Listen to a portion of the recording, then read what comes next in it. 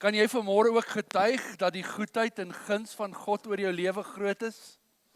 Dat sy genade jou dra dag vir dag, sy voorsiening en dat hy die bron is van alles. So geliefdes, vandag, as ek dit nie mis het nie, is dit die 28ste September en vandag is dit ook deel 8, die laaste deel in ons reeks oor die ander kant van genade. Nou 8 is nogal 'n interessante of 'n goeie syfer, want hy het nie 'n begin of 'n einde nie. Hy hou net aan. Kyk bietjie, as jy hom so maak met jou hand. En dis die wonder toe ek gister hier aan werk, toe dink ek, is dit nie amazing nie, want dis presies hoe genade is. Dit het nie 'n begin nie, dit het nie 'n einde nie. Dit hou aan, God se genade oor ons. En al maak ons foute, al doen ons verkeerd, is God se genade altyd daar en steek God sy hand van genade uit na ons toe. Is jy dankbaar vanmôre? Kan ons net vir die Here lofoffer gee? Kan julle tog smile? Dan voel ek nou nie vanmôre so heeltemal vreemd nie. So ons maak vanmôre ons reeks oor die ander kant van genade klaar. En ek dink by nou al is jy goed bekend met ons skrifvers, ons tema skrif of ons kernskrif vir 2025. En dit is Johannes se woorde, daar in Johannes 1 vers 16, waar hy oor Jesus gepraat het, en hy sê, en uit sy volheid. Jammer die skrif gebruik 'n klein s daar. Uit sy volheid, uit die volheid van Jesus, uit dit wat Jesus kom doen het vir ons, sy sterwe aan die kruis, sy koms na hierdie aarde toe, die feit dat hy alles gelos het wat hy gehaat het, die hemel, sy posisie reg langs die Vader, het hy gelos en mens geword. Kan jy dit imagine? Word deur 'n vrou gebore, deur 'n vrou gesoog, en dan aan die einde van die dag, deur die mens doodgemaak.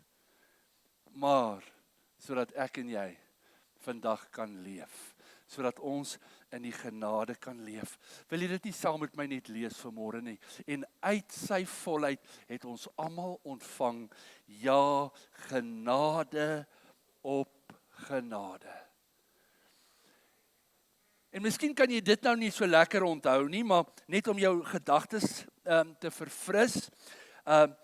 Die Hebreëse alfabet, die 20ste letter in die Hebreëse alfabet is die woordjie kaf, wat beteken uit God se hand uit. En 5 is die getal in die Bybel vir genade.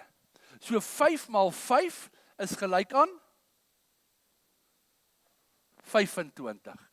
Dubbel genade. So is dit nie mooi nie, 2025, 20, die Hebreëus kaf uit God se hand, wat het ons ontvang? Genade op genade. Kan jy bietjie terugdink oor hierdie jaar? En weet julle wat, daar's bietjie meer as 3 maande oor van 2025. Dis nogal scary. Where did it go? Maar kan jy vanmôre bietjie terugdink en het jy in hierdie jaar genade ervaar? Die blote feit dat ek en jy vanmôre hier sit is genade. Dis genade. Dis God wat ons deurgedra het. God wat vir ons voorsien het. Genade op genade. Ja, en genade dalk vir jou vreemd gelyk hierdie jaar, but it's grace. Die feit dat ek en jy nog hier is, die feit dat ons nog kan besluit. Dis die skrywer Gordon MacDonald, en ons het dit 'n paar keer aangehaal in hierdie hele reeks, en ek wil jou weer aanmoedig, en ek wil nou nie klink soos 'n ou gramophone wat aan en aan oor dieselfde ding nie, maar wil jy nie weer net gaan luister na hierdie reeks preke nie? Ek weet nie wanneer gaan jy tyd kry nie, maar maak maar tyd. Maar dis die skrywer, hy's nie al oorlede nie, hy leef nog, Gordon MacDonald wat gesê het, there is only one thing the world cannot do. It cannot offer grace. Die wêreld kan alles doen wat die kerk kan doen. Die wêreld kan dit inteendeel beter doen as die kerk, want hulle het meer vermoë. Maar daar's een ding, they cannot offer grace.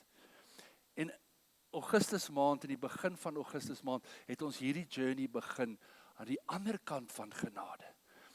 Ons praat almal oor genade, God se genade vir ons, maar ons het vir mekaar gesê, daar is 'n ander kant van genade. En dit was Moses se lewensverhaal wat eintlik hierdie reeks afgeskop het. En ek gaan nou nie vanmôre weer Moses se lewensverhaal vertel nie, want ons ken dit almal goed. Hoe dat hy gespaar was, hoe dat hy in die huis van Farao, daar vertel ek nou die hele storie nie, groot geword het.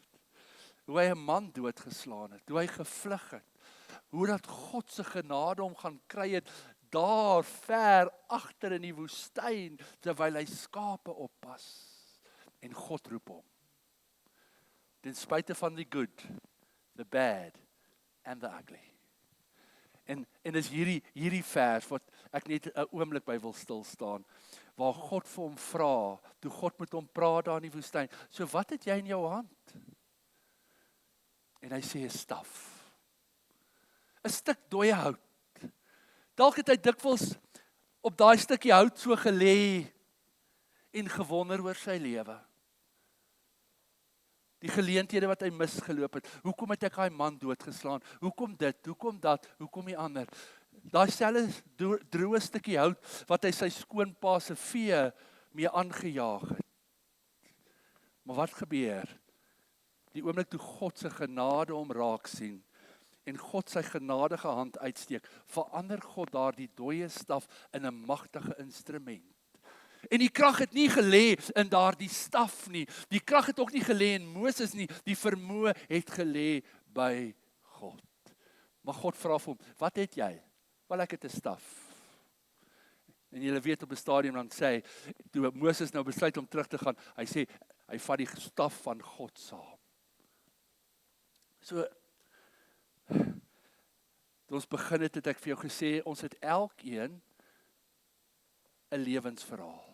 Ons het elkeen 'n storie. Jy het 'n storie. Ek het 'n storie.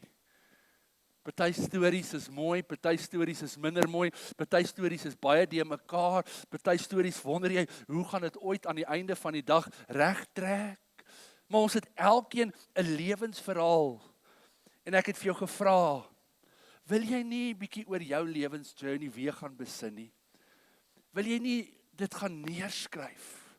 Ja, daai hartseer oomblikke, daai teleurstellings, maar ook die goeie oomblikke, want die probleem is dat ons as gelowiges wat nou al 'n pad lank kom, dikwels vergeet van God se genade.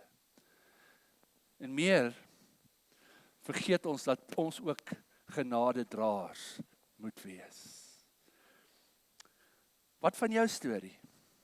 Elke ervaring, alles wat jy beleef het, die goeie, die sleg, elke deel daarvan het ons lewens gevorm. It shaped us. En ek het jou gesê, kom ons vra die Heilige Gees, hoe kan hy ons help om ons lewensverhaal te gebruik as 'n genadegawe? Die skrif praat oor allerlei wonderlike gawes wat die Heilige Gees gee. En dis goed en ons moet dit soek. Tale, profesie maar elkeen van ons se lewe is 'n genadegawe. Ek wil weer sê, die blote feit dat jy hier is, beteken dit dat God nog nie klaar is met jou nie. Nog nie klaar is met jou lewe nie. En God wil jou storie gebruik om ander se lewens aan te raak. En dis na aanleiding hiervan dat ek gevra het dat jy jou lewensverhaal so 'n bietjie gaan neerskryf en miskien het jy nie, maar miskien sal vanmôre jou net weer aanspoor om dit tog te gaan doen. Want God gebruik ons pyn en ons seer sodat ons daardeur vir ander mense kan help om genesing te ontvang. Dis na aanleiding daarvan dat Chantel gekom het en gesê het, ek wil graag my lewensverhaal deel. En ek weet, dit vat nogal guts om voor mense te sê, dis hoe my lewe was. En dit gaan glad nie oor sensasie nie. Dit gaan nie om 'n mens nie, dit gaan oor God se genade. En dalk gaan jy vandag luister en dink jy, ag dis niks. Ons maak ons altyd so. Jy het nog nie my storie gehoor. Jy weet mos hoe maak ons. Jy weet, iemand vertel jy nog hulle hartseer dan sê, ag dis niks en dan val jy hulle in die rede en gat jy aan, jy weet. En dalk is jou storie groter en erger, maar dis nie 'n kompetisie nie. Dis nie sensasie nie. Dis ook nie 'n infokus en 'n inzoom in al die gory details nie. Dis nie waaroor dit gaan nie. Dit gaan daaroor dat in ons lees in Openbaring 12 vers 11 dat ons oorwin. En ek het die skrif vir jou daar opgesit. Ons oorwin deur die bloed van die lam, maar deur die woord van ons getuienis. Jy het 'n lewensstorie. Jy het 'n getuienis. En God wil dit gebruik om ander se lewens aan te raak.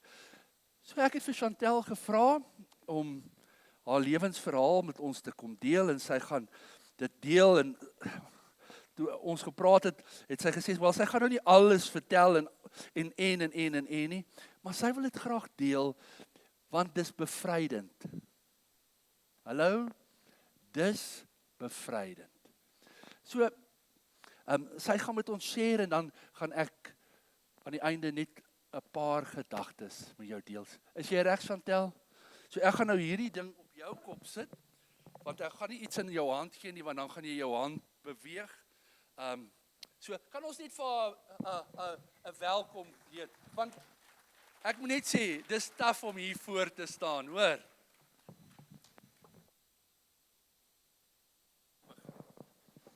Maak hom net bietjie klein.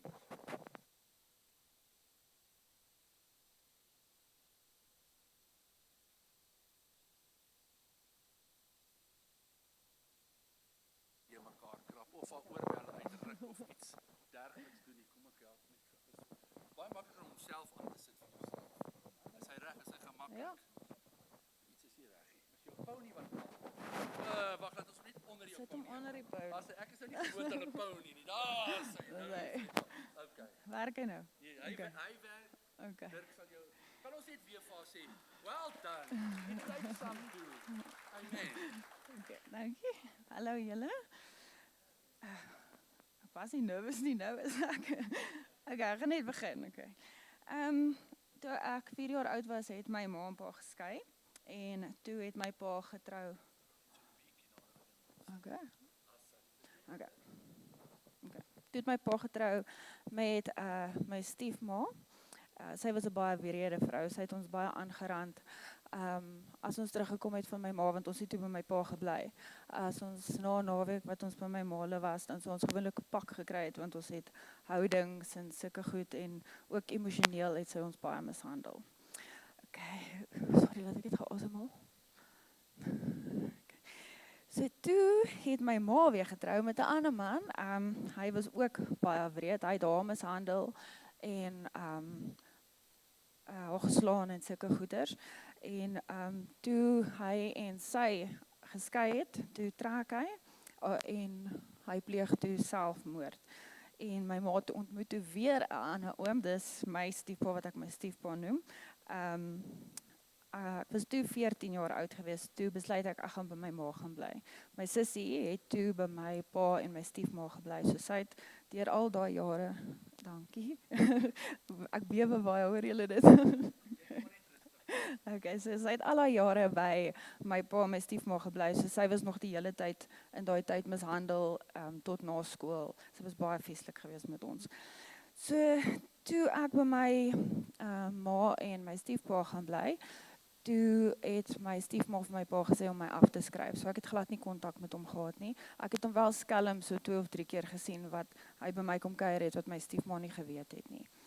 So dit het toe so aangegaan. Okay. Toe ek 16 was, so toe het ek nou al 2 jaar by my ma gebly. Toe ek 16 is, toe is my pa oorlede in 'n motorfietsongeluk.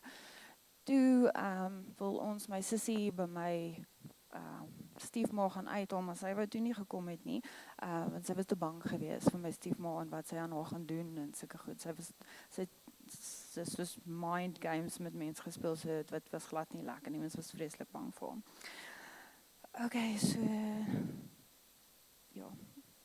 Okay, dis toe ek 16 was, ja. Toe het ek die eerste keer, ek was nuuskierig geweest, toe het ek begin eksperimenteer met dagga. Ek het die eerste keer saam met my heel eerste boyfriend se ma en my vriendin dagga gerook. Ek het toe nie ander dwelms gebruik of sulke goedjies nie, net dagga gerook deur skool. My hele skoolloopbaan deur. Ek het wel in matriek met ander dwelms geëksperimenteer, maar ek was toe nie verslaaf daaraan gewees nie. En ja, ek het baie gekuier. Vreeslik baie nightclubs toe gegaan en gedrink en dan dwelms gebruik, maar niks verslawing nie. So ek het maar rowwe tienerjare gehad. Okay, na skool het ek toe my apprenticeship gaan doen by Highveld Steel in Vanadium en ek het gekwalify as 'n millwright met my rooi seël. Maar ek het nooit toe het ek al bietjie meer dwelms begin gebruik, soos ek het kokain gesnyf en ek het een keer heroïne gerook wat my baie siek gemaak het, so ek het dit net een keer gedoen en nooit weer nie. Ek het roks gerook, kat gesnyf en crystal meth. Nee, nog nie crystal meth nie, sorry, dit kom eers later. Okay. Ek wil net sien waar is ek nou. Okay, so dit was die nightclubs. Okay, toe ek 22 was, toe het ek al klaar baie meer dwelms gebruik as dit het progress deur die jare. Ek het my ex-kerel ontmoet toe ek 22 was en ons was 11 jaar saam gewees. So deur my hele verhouding met hom het hy altyd gesê hy het nie een keer geweet dat ek dwelms gebruik het nie, al het hy goed in my kas gekry, hy het gesê ek het 'n liegstorie gespin en hy het my geglo en gesê ek het gesê is my sussie se en hy het niks daaraan gedoen nie, so ek het maar net aangegaan om dit te doen. Okay, maar dit is nou 'n bietjie later, sorry ek het nou gespring. So ek het een aand, toe ek hom net ontmoet het, het ek saam met my sussie na 'n nightclub toe gegaan. Toe sê sy vir my nee, sy het hierdie wit pakkie goedjies en ek moet daarvan snyf. So dis so 'n klein pakkie en ons het sulke wit poeier in. En ek sê van nee, dis reg, laat ek probeer en dit was toe kat gewees. Ek het dit seker 4 keer gebruik en toe gebruik ek dit heeltyd. Dus elke dag, heeldag. Het ek kat gehad, altyd kat by my gehad. As ek dit nie by my gehad het nie, was dit soos ek was kwaad vir almal en alles. Partykeer het ek dit net by my gehad, my dwelms in my sak gebêre en dit nie eens gebruik nie, net sodat ek dit by my moet hê. Dit was soos 'n ding wat ek by my moes gehad het. Okay. Okay, dit was toe dinge erg geraak het. So ek het nog die hele tyd wat ek verslaaf was aan my dwelms, wil ek ook net sê, 'n werk gehad, maar ek het nooit my werk gelos of my werk so belemmer met my dwelms, want ek het geweet my inkomste is hoe ek my dwelms gaan koop. Dis hoe ek dit gemaak het. Maar ek het ook intussendeur het ek gesteel by my ouers. Ek sal na hulle huis toe gegaan het, dan vat ek juwele of iets wat kosbaar is, 'n kamera of enigiets wat ek kon vat. Sou ek gevat het wat ek kan gaan verkoop het by die pandjieswinkel, geld kry om dwelms te koop. Even in my eie huis het ek dit gedoen, my ex se huis, ek het sy goed gesteel. Hy het so groot geweer gehad wat ek pandjieswinkel toe gevat het, laptop, sulke goed. So my lewe was rof geweest. Ek het gelewe vir my dwelms. As ek iets kon kry wat ek kon gaan verkoop, het ek dit gedoen. En ek het gedink my ouers weet nie, maar they knew. Hulle was nie dom nie. So ek het dit bly denaai met hulle. Ek het verskriklik gesweet. Dis hoe my ma ook geweet het, soos ek sal in die kar sit, dan sweet ek so verskriklik dat my hele hemp so papnat is. Nie op my voorkop of so nie, net soos my arms en my lyf en goeters. En ek was baie maar geweest. So en jy kan kat hou jou wakker die hele dag. Soos jy hoef nie te slaap nie, maar ek was naderhand so verslaaf daaraan dat as ek in die bed geklim het, ek sal nou soos 'n lyntjie snyf en dan slaap ek. Dit my nie eers meer geaffekteer so nie. So jy begin ook al hoe meer en meer van die goeders gebruik om die high te kry wat jy gehad het toe jy dit die eerste keer gebruik het. Okay, so dit was die begin van kat gewees en ek het vir lank kat gedoen. Seker ek was 22 en ek dink tot 29 jaar, tussen 25 en 29. Okay, en toe tussen 25 en 29, toe het ek by 'n ander maatskappy begin werk. En ek het opgehou met my dwelms, want dis toe ek nou op die myne moet gaan werk en sulke goed, besluit ek myself, dalk moet ek my lewe reg kry en so. So toe het ek vir 'n week, dit was omtrent 'n week, 5 dae opgehou. toe ontmoet ek 'n vriendin daar en sy vra toe vir my, het jy ooit dwelms gebruik? Ek sê vir haar, ja, maar ek's nou al so 'n week wat ek dit nie doen nie, so ek probeer regkom en so. En toe sê sy vir my, nee, wil ek dit nie saam met haar doen nie. En ek sê, yes, gee vir my geld, ek gaan koop, daar gat ek. Weer van voor af. Al die pad. En ja, toe het dit so aangegaan. Toe op die ouderdom van 29, toe het my sussie in die woonstel gebly by my stiefpa se huis. En ek was nog steeds saam met my ex-kerel, so ek besluit toe eendag, nee, ek gaan vir haar gaan kuier. Sorry, ek kyk heeltyd hierkant toe want ek fokus so, dan stres ek nie. So toe gaan kuier ek by haar in die woonstel. En toe ek inloop, toe het sy 'n lightbulb, een van die lightbulbs, daai oues, daai groot is. Wat sy sulke wit vloeistof in het en sy maak dit warm. Of nee, dis sulke wit poeiertjies en maak sy dit warm en dan word dit 'n vloeistof. En sy sê toe vir my, nee, ek moet hierdie goed probeer, dit is wonderlik. En ek sê toe vir ek's bietjie bang vir dit want ek het al gehoor dis toe crystal meth. Ek sê vir ek's bietjie bang vir dit. Ek het toe al crystal meth gesnyf, maar nog nooit gerook nie. Sê ek ek's bang vir dit want ek het gehoor mense raak so verskriklik verslaaf aan dit en jou tande val uit en al daai dinge. Sy sê nee man, dis nie so erg nie, sy doen dit al 'n rukkie. Ek wil ook net sê niemand moet dink dat ek dwelms gebruik het as gevolg van my vriende of my sussie of iets nie, dis alles jou eie keuse. Jy het 'n keuse waar jy daar staan om te sê ja of nee. Ek het gesê ja, ek wil. So dis niemand se skuld nie. En ek sê toe, okay, laat ek probeer en ek rook toe die goed so jy vertel hoe mense doen. So jy maak dit warm, dan sal rook in die lightbulb, maar jy maak 'n gaatjie aan die kant en aan hierdie kant rook jy dit uit. En ek trek dit toe in. En ek besluit toe sommer daar, ek wil dit vir die res van my lewe doen, want dis hoe lekker dit is. Ek het nog 'n grappie met my sussie gemaak, toe sê ek vir my, ek wil 'n hangertjie kry en die lightbulb om my nek vasmaak, dat ek dit heeltyd by my kan hê, dis hoe lekker dit vir my was. Maar dis nie lekker nie. So, toe, ek was van daai dag af, heeltemal verslaaf aan crystal meth. Dit was soos my ding gewees. Ek het dit gelove, niemand moet dit van my afvat nie, dit was my ding. Okay, ek het sien, waar was dit nou? Daai het ek gelees. Okay, so met die crystal meth verslawing, het ek toe begin dobbel ook. So al my geld wat ek gekry het, net so het gegaan om my drug dealers te betaal. Ek het op skuld by my drug dealers gekoop met die een. Seker so 8-9 rand so 'n maand se dwelms en dan het ek nog gedobbel ook, maar dit is nie al geld wat ek uitgegee daar nie. So ek het intussen nog steeds gesteel en geld gekry waar ek het lenings gevat, ek het by mense geld geleen en hulle stories gespin dat dit sleg gaan in die huis en ons het nie geld vir kos nie, so ek kort net 'n geldjie om net hierdie maand te kom, ek sal hulle terugbetaal wat ek nooit gedoen het nie. Alles het net vir my gegaan om dwelms te koop en ek het gaan dobbel sodat ek kan geld wen om dwelms te kan koop. Dis wat ek gedoen het. Okay, ek het hier so geskryf, ek het tussen 10 tot so 25.000 rand se dwelms 'n maand uitgerook.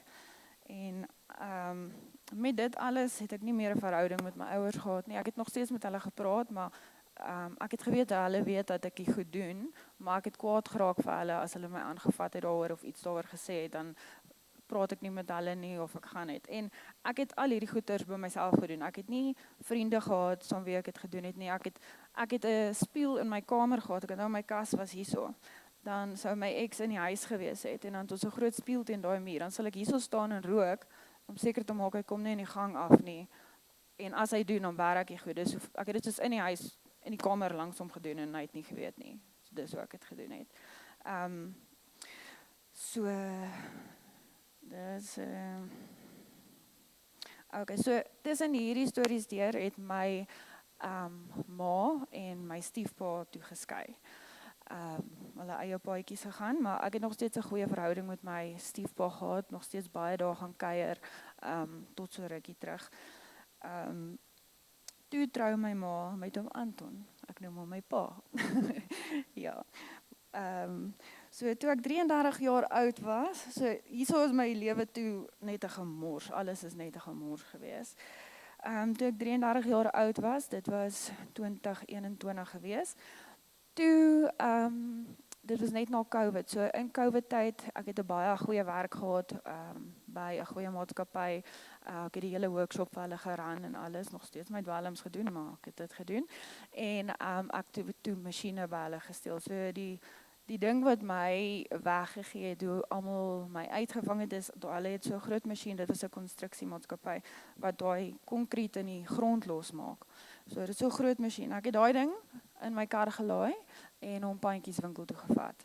En ek het R3000 vir hom gekry. En met daai R3000 het ek gaan dwelms koop. Toe soek hulle die masjien en niemand kry die masjien nie en hulle begin toe die koper hamers te soek by die werk. Hulle het stoktyk kom doen. Hulle het toe vir my gesê ek moet huis toe gaan. Hulle gaan investigate wat hier aangaan. So wat ek dink wat gebeur het is na 'n maand as jy nie die masjien gaan terugkoop by die Pandjieswinkel nie, dan verkoop hulle dit. Maar ek was so dom, ek het vir die mense gesê waar ek werk en alles en hulle het geweet ek werk by 'n konstruksiemaatskappy, so obviously dis nie my masjien nie. Toe, ek weet nie wie dit was nie, ek dink dit was hulle of dit was my sussie wat my baas gebel het en vir hom gesê het, hoorie, jou masjien is daar, die vrou het by jou gesteel. Toe roep my baas my in hoofkantoor toe en toe ek daar aankom en ek ken die papiere, toe sit hy met die papiere van die Pandjieswinkel wat so gehighlight is van al die goed van hulle wat ek toe ingegee het. En ek ken daai papiere want ons het al my sissies in daar gaan trek.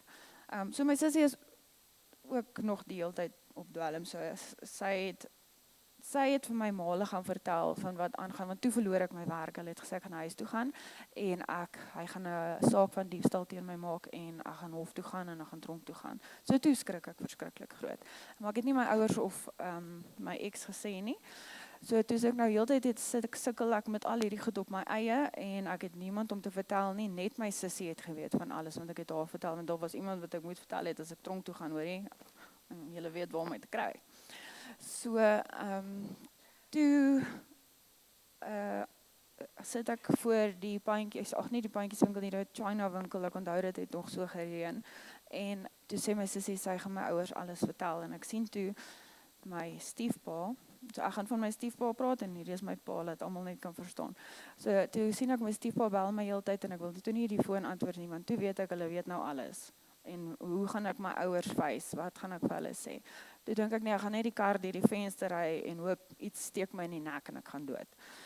So toe besluit ek nee, laat ek huis toe gaan. Toe kom ek daar aan, toe praat my stiefpa met my, toe sê hy nee, hulle gaan my help. Toe het ons nou familie meeting, toe kom my ma en Anton daar so aan. En, sorry, ek wil 'n slukkie water vat. My keel raak weg. Ek's nou nie meer so nervus nie. My ma, hulle kom toe daar aan en ons sit in die sitkamer en hulle sê toe nee, hulle gaan my help. Ek sê vir hulle dis reg, ek wil net nie na 'n rehabilitasiesentrum toe gaan nie. Ek sal dit op my eie doen. Ek wil nie. En maar met dit het ek nog my pypie en 'n sakkie dwelms in my sak en ek sê vir hulle nee, ek gaan nou ophou, dis reg. Ek het daar nog 3,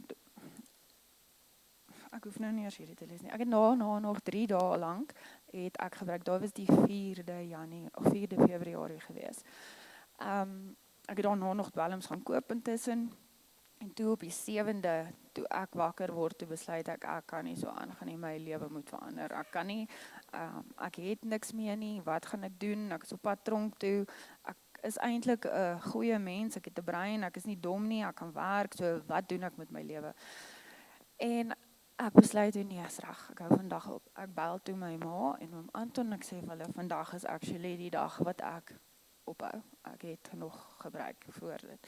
Hulle sê toe nee, dis reg my kind en ek is toe daar by die huis en ek hou vir myself en dat ek nie werk nie en my ex is toe na die bar toe daar bo waar ons gebly het. En hy kom toe terug en hy's dronk. So my ex was ook hy het my ook baie emosioneel mishandel en fisies. Ek het altyd gedink dis okay tot ek 3 keer ontmoet het en hom vertel het wat hy vir my aan my gedoen het, dan sê hy vir my dit is mishandel, dit is nie okay nie, maar in my brein dis so ek gelewe het vir so lank, so dis okay as iemand my stamp en stoot of hy het my geskop eendag deur 'n ry en ek het altyd daaroor gelag want ek het gedink dis maar net ongelukkig wees is okay, maar dit is nie okay nie. So hy het ook my so behandel. So die aand kom hy by die huis en hy is te dronk en hy wil weer met my beklei en alles en ek sê vir hom ek kan nie vandag hierdie handle nie. Vandag is die eerste dag in 11 jaar wat ek opgehou het om dwelms te gebruik.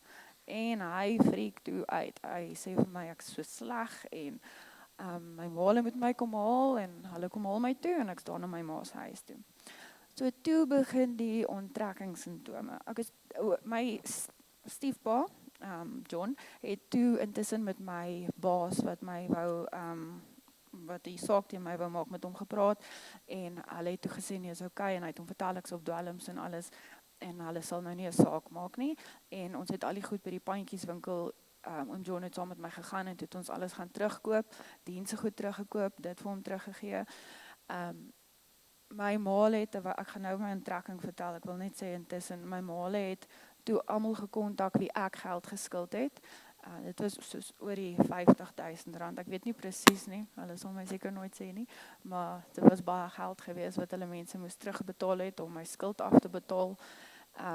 Hulle moes met my drug dealers deal, want hulle het my gebel en gedreig met my lewe, want omdat ek nou skoon is, wil ek nie met hulle, of probeer skoon kom, wil ek nie met hulle praat nie, want ja, ek moet my nou uitlos.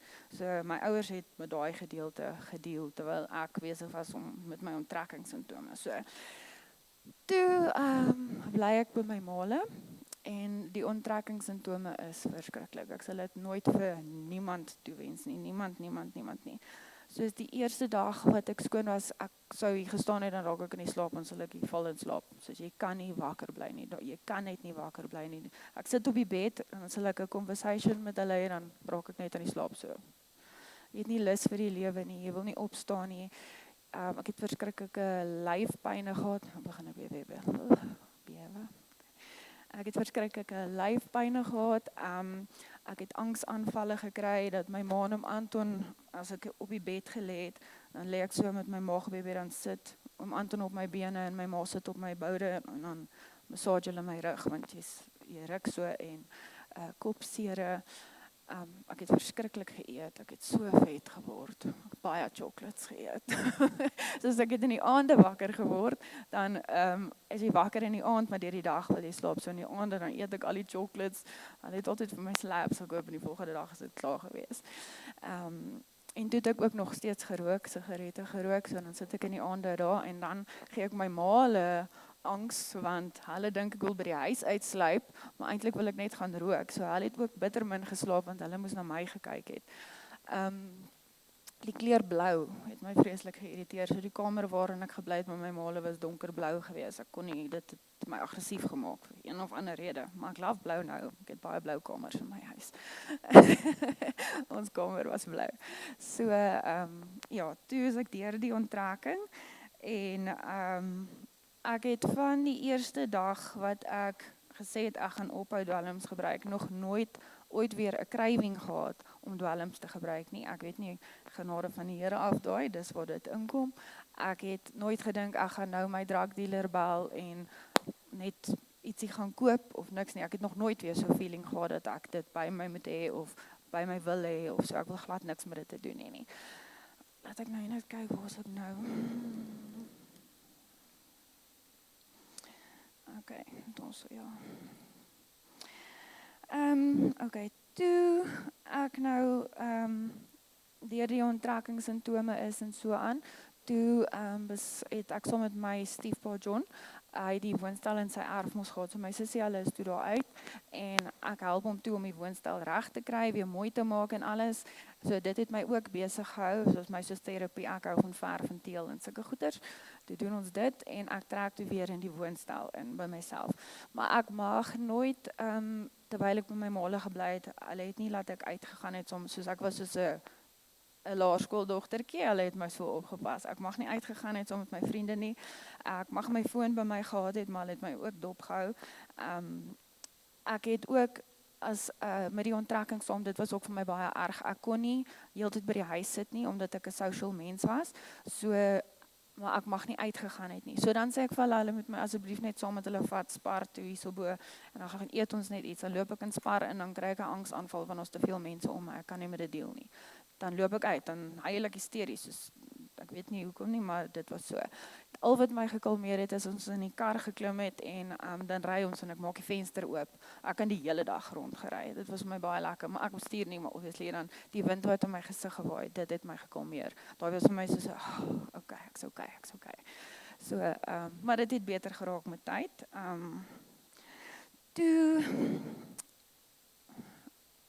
Toe in April, toe gaan ek vir die eerste keer kerk toe, nadat ek skoon is. So dit het ek het Februarie die 7de, het ek dwelms opgehou en ek kan nie die datum presies onthou nie, maar April gaan ek toe kerk toe. Ek moet ook sê, ons is baie groot gemaak in die kerk. My paale was groot Christen en my ouma, ons hele familie nog altyd. So ek het deur hierdie tyd wat ek op dwelms was en so rof gelewe het ek baie keer kerk toe gegaan, maar nie vir die regte redes nie. Ek het gegaan laat mense moet sien, sy gaan kerk toe. Want niemand het geweet ek's op dwelms nie. Nie my vriende nie, hulle almal was baie geskok toe hulle uitgevind het. Ek het dit baie mooi weggesteek vir hulle. My ouers obviously het geweet want hulle ken my, maar my social kringe om my, almal het vir my gesê niemand het dit ooit geweet nie. Ek het nie sleg gelyk nie, ek het altyd my hare mooi gedoen, altyd my tande geborsel, altyd my make-up gedoen. Ek was nie een van daai druggies wat sere op my gesig gehad het en op my lyf en so. Ek het nog steeds mooi na myself gekyk, maar ek was erg verslaaf geweest. So toe gaan ek kerk toe. En die dag toe ek in die kerk sit, toe preek dit was 'n vroumentspastoor, toe preek sy oor die vrou wat aan Jesus se pand vat, van die vrou wat so gebloei het. En dit voel toe ek daar sit of daar so 'n liggie op my skyn. En ek sê, Jesus praat met my. So ek moes vir almal jammer gesê het wie ek ingedoen het. In daai tyd het ek dit gedoen. Ek het almal om verskoning gaan vra. Ek het vir hulle gesê wat ek gedoen het, wat ek by hulle gesteel het en gesê ek hoop hulle kan my vergewe. Party mense het reply, ander het nie, maar ek het dit net gedoen en gevoel ek moet dit doen. So toe ek nou daarso nadat ek al daai goed gedoen het en ek sit daar en die vrou preek oor die vrou wat in Jesus se pand vat, toe besef ek is goed genoeg. Jesus is lief vir my. En het gevoel of hy vir my sê hy het my, ek kan dit doen, you can do this, gaan aan met jou lewe, ek het jou vergewe, jy is my dogter, you do you. En ek besluit, ek is okay en toe is ek nog so rukkie by die huis, ek het nie werk nie. En toe soek ek werk en ek doen toe aansoek by Venom Racing. En ek dink tot vandag toe het die Here Driekus op my pad gesit vir 'n rede. So ek het nie baie Bybel gelees en sulke goed in die Bybel ken ek tot vandag nou nog nie baie goed nie, maar baie beter as wat ek het. Driekus ken die Bybel baie goed. So toe ek hom nou ontmoet, hy was nog getroud, ek en my ex is toe nou weer intussen saam, maar ek het nie by hom gebly nie. Maar ek is toe weer saam met hom en toe ek besluit ek los my ex en Driekus was toe geskei en ek weet nie, ons het maar net geklik en toe dink ek, hier is my man en hy was altyd vir my so mooi. Het is so mooi. En hy leer my toe van die Bybel meer en hoe om nie te vloek nie. Ek het verskriklik gevloek toe ek daar by hom begin werk het. Hy het my altyd net met sulke groot oë aangekyk. Vieslike woorde gebruik en om nederig te wees en om liefde. Ek het ook nie van die liefde so lekker geken nie, omdat ek dit nie so lekker verstaan het uit my verlede waar ek gekom het nie. Ja, so Jesus het hom op my pad gesit om my meer van hom te leer. Hy het my al baie gehelp. Ek het ook, wat ek nou net sien. Ja, okay, so ek het ook toe eers so jaar nadat ek skoon is, dis ek en Driekus nou saam en ons is happy en life is good. Ek was op hierdie, kan sê high on life, as jy dit so kan sê, en alles gaan goed en so 'n jaar nadat ek skoon is, toe begin ek verskriklike angsaanvalle te kry, soos ek sal hier staan en so ruk, ek kan nie dink nie, ek kan nie funksioneer nie. Ek het toe ek skoon besig was om skoon te kom, het my maale my na 'n sielkundige toegevat, maar ek het net so rukkie met hom gepraat, toe gaan ek nie meer, vir my was dit pointless. Maar toe vang al die dinge my, soos alles het my gevang, ek het gedink ek is nie goed genoeg nie. Ek weet nie eens wat alles deur my kop gegaan het nou dat ek daaraan dink nie. Driekus het gedink ek's mal op 'n tyd. Maar ek het ook toe deur dit gewerk gebid. Ek het gedink ek baie keer ek met iemand gaan sien toe sê Driekus vir my ons bid net hier. Al wat jy doen is bid en ek bid nie hardop nie, maar ons het ook so een chommie, sy naam is Marius, dryf bereis in die Kaap. So 'n groot man, maar hy's baie funny, maar ook 'n baie goeie kind van die Here. En as hy by ons kom kuier, ek love dit om met hom te gesels. Hy het altyd vir my gesê, al staan jy daar in die kombuis en bid hardop. Hy het vir my gesê die duiwel hoor nie as jy in jou kop bid nie. Hy hoor jou as die woorde by jou mond uitkom. So dan sal ek in die kombuis staan en voel ek hier kry ek nou 'n angsaanval vir een of ander rede. Dan begin ek net hardop te bid en dit het weggegaan. Nou en dan word ek nog 'n bietjie gestres, maar nie so erg soos daai tyd wat ek so bewe en begin ruk en ek soos party dae moes ek huis toe gaan. Ek's by die werk dan stuur Driekus my huis toe want ek kan nie werk nie. So dit is ek toe deur. Okay, so ja, basically is dit waar my lewe toe verander het en ja, dit is die Jesus se genade wat ek gered was, is al wat ek kan sê. Hy het nog steeds die hele tyd met al my drugs en alles was hy daar vir my, ek weet dit. Vandag waar ek hier so staan is ek 1694 dae skoon van dwelms. Ja, dankie. Ja. So wat ek kan sê is die Here se genade is groot en hy het baie liefde vir ons. Hy dra mense deur hierdie goeters. En nou nog as ek soos gisterand, ek kan julle sê gisterand droom ek. Dis die duiwel hierdie wat hierdie goeters doen. Vanoggend was amper 'n gemors. Gisterand droom ek. Ek is by een of ander skool en daar's sulke huisies op die skool se veld en ek gaan saam met oom Anton se toe en ek is in die badkamer en eers droom ek saam met daai vriendinnetjie wat ek nou van gepraat het. Ek en sy sit by 'n tafel en sy kry so 'n butterfly dingetjie want sy is nou 10 jaar skoon en ek kry so kleintjie want ek's 5 jaar skoon, maar in my brein weet ek sy is nie skoon nie. Na dit gaan ek saam met oom Anton na so 'n huisie plakkie toe op die skoolgrond. Hier vang hy my in die badkamer besig om crystal meth te rook. Dit droom ek nou toe gisterand. Ek kry baie sulke drome nog steeds dat ek dwelms gebruik en dan ek bietjie ontstel die volgende dag want dit raak aan 'n mens want dit is so heavy real en in al my drome is die ergste vir my ek disappoint my ouers. Soos altyd in al my drome is die ergste my maale vind uit ek lieg weer vir hulle. En ja, toe droom ek dit nou gisterand. Vanoggend is altyd die karre se batterye pap waarmee ons moet ry. Ons is amper laat, maar ons is nog steeds hier so ja, hy het altyd 'n vinger in die paai, maar as mens daaroor bid, Jesus het ons en sy genade is groot. Ja, okay, dis al.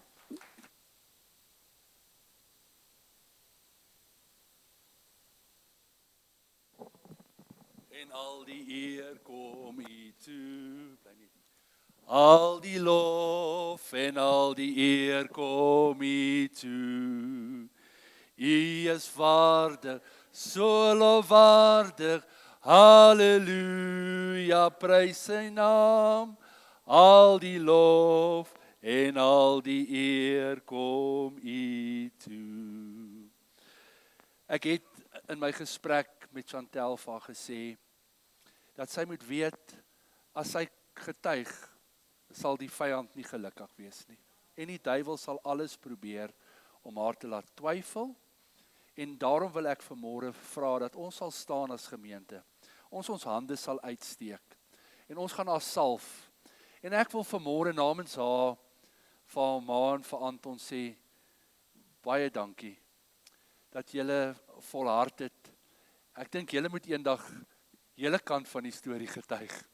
Want ek dink dis 'n ander kant van genade. Maar sal jy jou hand uitsteek en ons gaan Driekus kom staan hier so by Chantel. En ek gaan sommer vir julle ook, sommer beide van julle salf. En ja, mense verstaan nie alles nie, maar ons weet God is in beheer. Chantel, ek wil sommer vir jou en Driekus vandag salf in die naam van die Vader, die Seun en die Heilige Gees.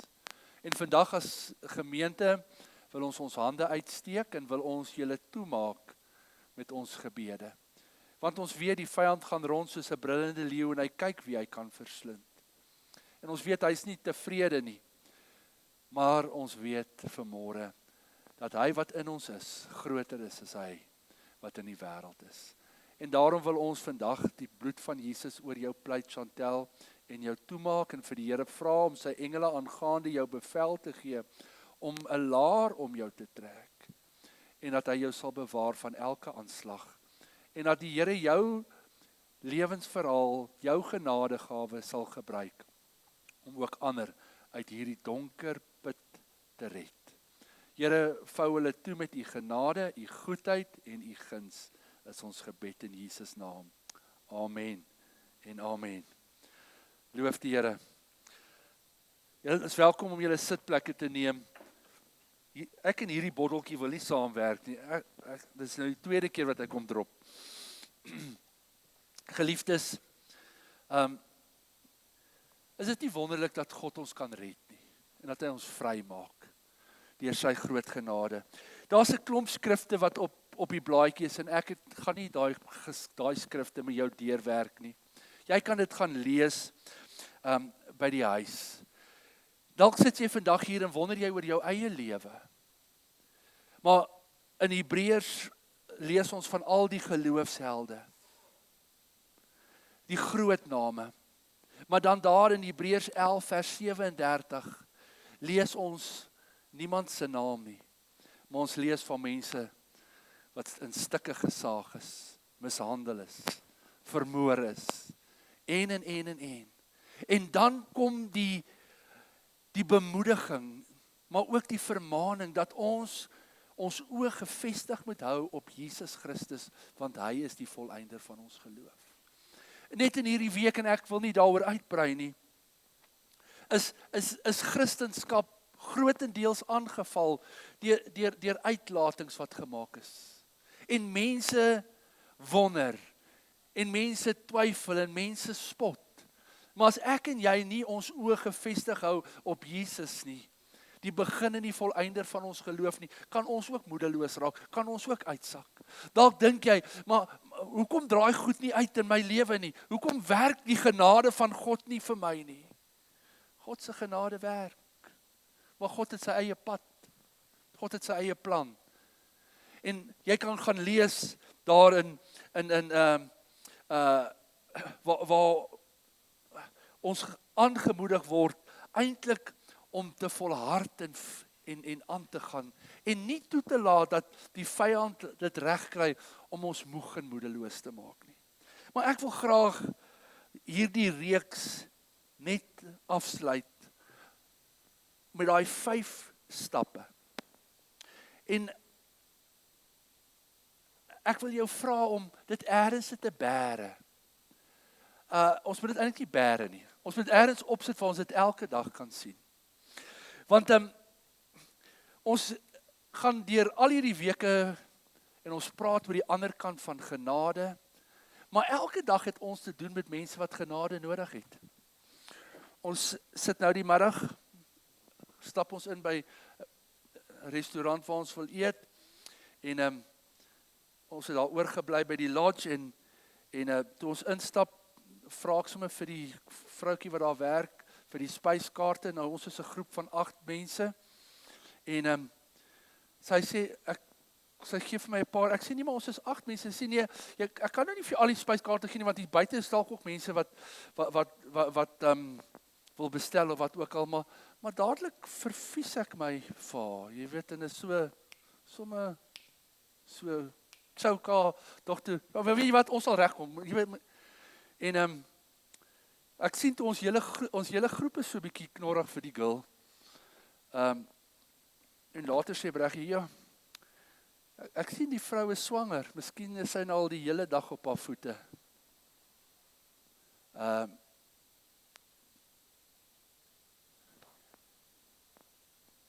Maar baie keer is ons vasgevang in onsself. So ek wil vir jou 5 stappe voorstel,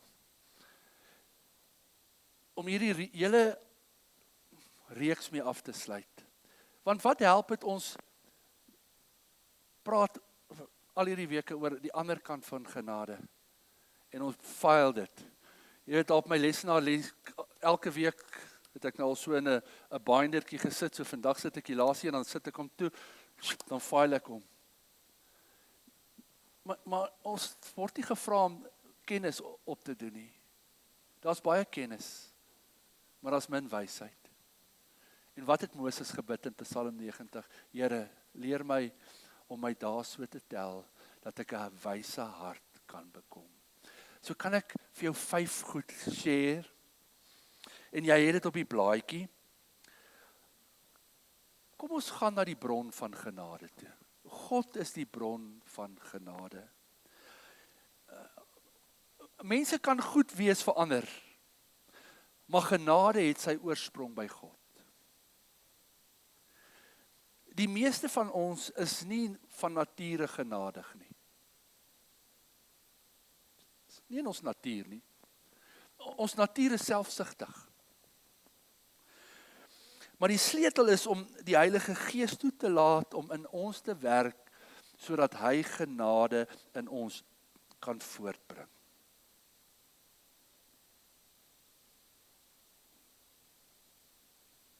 Tweedens, erken jou eie behoefte aan genade. Klaagliedere 3 sê, sy barmhartighede het geen einde nie, hulle is elke môre nuut. Erken jou eie behoefte aan genade. Ons het almal genade nodig. Is dit waar? Ons het almal genade nodig. So erken dit. Derdens, besin oor ander mense se behoefte aan genade. Het jy agtergekom, ons is baie meer vergewensgesind teenoor ons eie tekortkoming en ons eie foute as teenoor die van ander mense. Het jy agtergekom? Jy weet, jy het altyd 'n verskoning hoekom jy so optree. Maar kom ons besin oor ander mense se behoefte aan genade.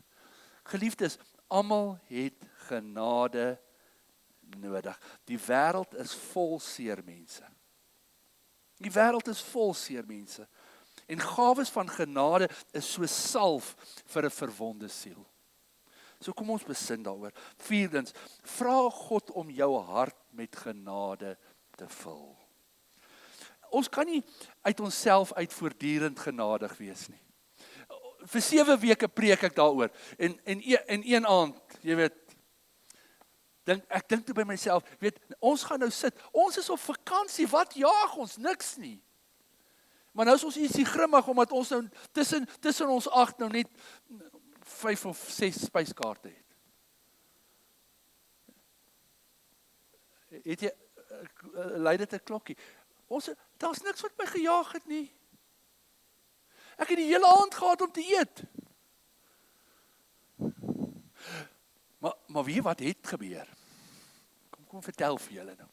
Toe ons nou instap waar ons nou gaan eet, toe sien ons man die hele kroeggedeelte is vol en hier sit mense buite en ons sê vir mekaar, jong, ons moet nou vinnig kos bestel want dit gaan nou lank vat. Jy weet, as al hierdie mense.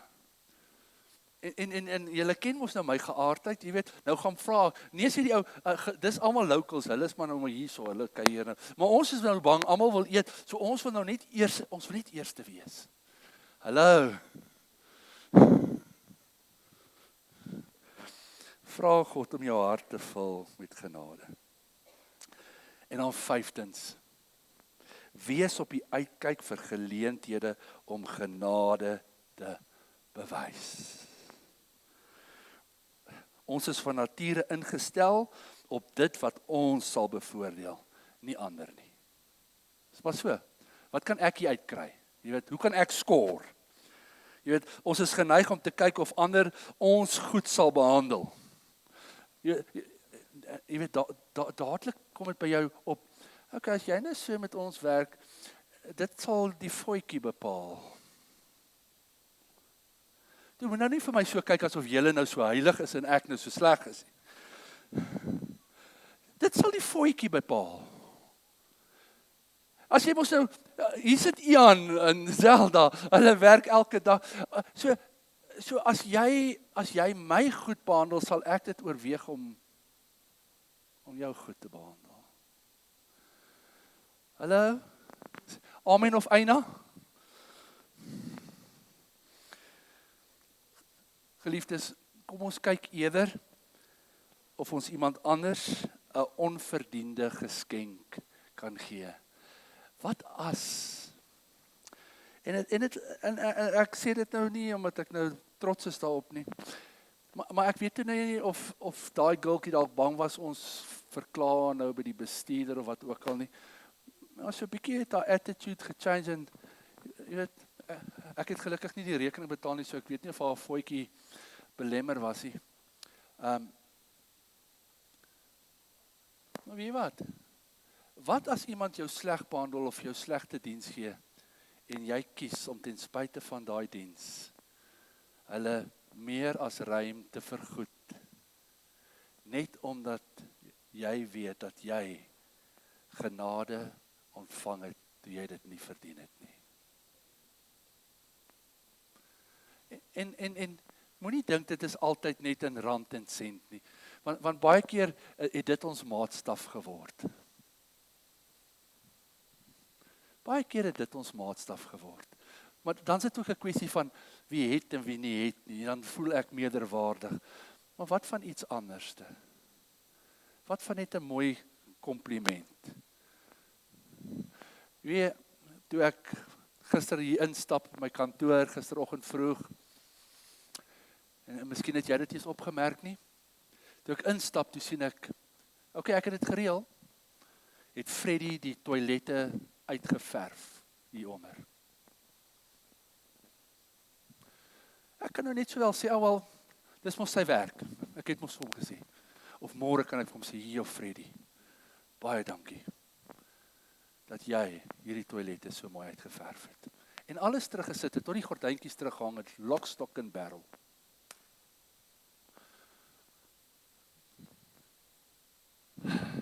So, 5 eenvoudige goed, wat die wêreld se verskil kan maak. As Christene glo ons in genade. Nee? Ons glo almal in genade. Vra elke Christen, hy glo in genade. Maar nie almal van ons beoefen genade nie. Genade is nie net bedoel om 'n leerstelling te wees nie.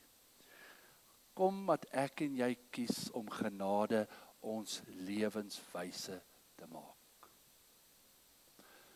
Want as ons dit nie kies nie en ons dit nie doen nie, het ons vir 8 weke mekaar se tyd gemors.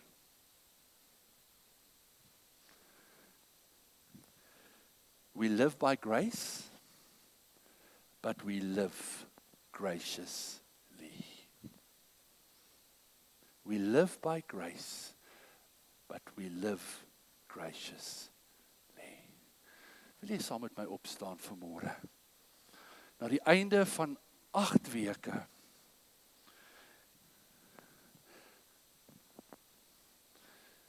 kan ons eerstens vir die Here dankie sê dat ons genade onverdiend ontvang het. Net daar waar jy staan. Jy het dit nie verdien nie. Dis God se goedertierenheid, God se barmhartigheid, God se liefde vir ons. Ons het dit verniet ontvang. Ons ontvang dit elke dag.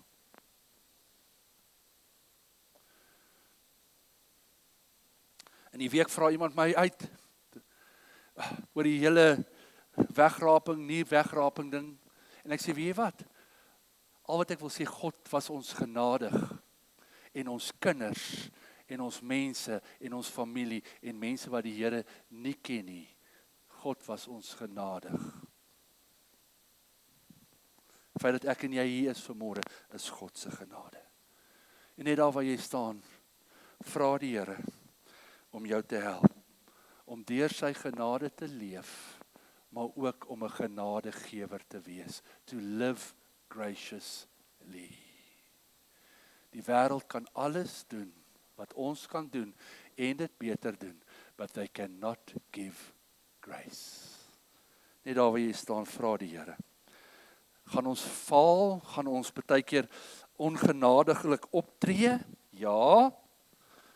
Maar gaan ons bly lê? Nee, ons gaan opstaan en môre weer probeer. Weer probeer. Here, ons dankie vir hierdie ander kant van genade. Dankie vir u groot uitnodiging. Here, die Hebreërs skrywer moedig ons aan om mekaar aan te moedig, om nie te verslap in hierdie genade nie, om te volhard in hierdie wedloop. Here, ons het nog nie die eindstreep behaal nie. Ons het nog nodig om genadig te wees. Here, die wêreld kyk vandag na ons en hulle spot. Here, al wat ons kan doen is nie om terug te kap met woorde en enigiets anders nie. Maar mag ons optrede die wees van genade. Ek bid dat ons as 'n gemeente, 'n gemeenskap sal wees wat gekenmerk sal wees deur ons genade verander. Here, dat mense vrymoedigheid sal hê om hulle lewensstorie te kom vertel, omdat hulle gaan weet dat mense na vandag hulle nie gaan judge nie, maar gaan saam hulle verheug in die feit dat God genade betoon. Here, ek bid dat U ons sal help waar ons kom en waar ons beweeg. Here, dat ons met 'n intensie sal leef, met 'n diep bewuswording, dat hierdie 5 stappe ons sal help en al die ander goed wat ons in hierdie 8 weke gehoor het, ons sal help om mense van genade te wees. Want waar sou ons gewees het as dit nie was vir U groot genade nie. Here, mag ons optrede harder getuig as ons woorde. Dankie vir hierdie oggend, dankie vir Chantel se vrymoedigheid, Here, en dankie dat U haar sal seën, en elkeen, Here, van ons sal gebruik, ons lewensverhale, om genadig te gee aan ander. Word U vandag verheerlik, in Jesus naam, amen.